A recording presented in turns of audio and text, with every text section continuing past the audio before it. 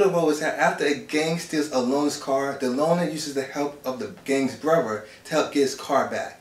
Now, I was looking at the trailers for this movie, and the trailers look very interesting, and I was definitely looking forward to seeing it.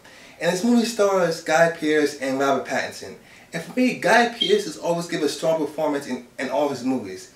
So the question mark in this movie was Robert Pattinson, because he's come from movies like Twilight. And we all know Twilight is not winning any type of awards for acting. Maybe MTV Movie Awards, but we all know nobody cares about that. So I was interested to see how his performance was in this movie. And I gotta say, along with Guy Pearce, Robert Pattinson gave one strong performance in this movie. It's not a great performance, but it's a very strong performance that makes you kind of forget about the Twilight movies he's been in. Now, this movie is set 10 years after a global epidemic, so everything is pretty much abandoned and apocalyptic.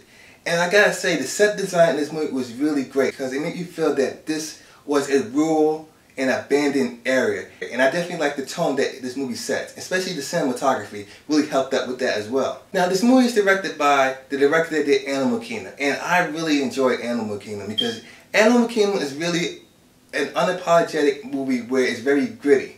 And this movie is the same way too, because it pulls no punches. Now for me, this movie doesn't have a strong story as Animal Kingdom, but I enjoyed it nonetheless because the tone and the atmosphere of this movie is really spot on because it gives you that dark atmosphere, and the cinematography, like I said before, really helps out on that. The story may not be as grand or as deep and emotional as other movies, particularly Animal Kingdom, but the strong performances from Guy Pearce and Robert Pattinson keeps this movie very watchable. And I gotta say, if Robert Pattinson keeps on doing performances like this, more people will forget about those Twilight movies he's been in because his performance in this movie was really, really strong. And he was up there with Guy Pearce because this movie's not leaning on the story to entertain you, it's more so leaning on the acting to help progress the story more and get you entertained for it. Now, this movie is not on the level of Animal Kingdom, but the strong performances from Guy Pearce and Robert Pattinson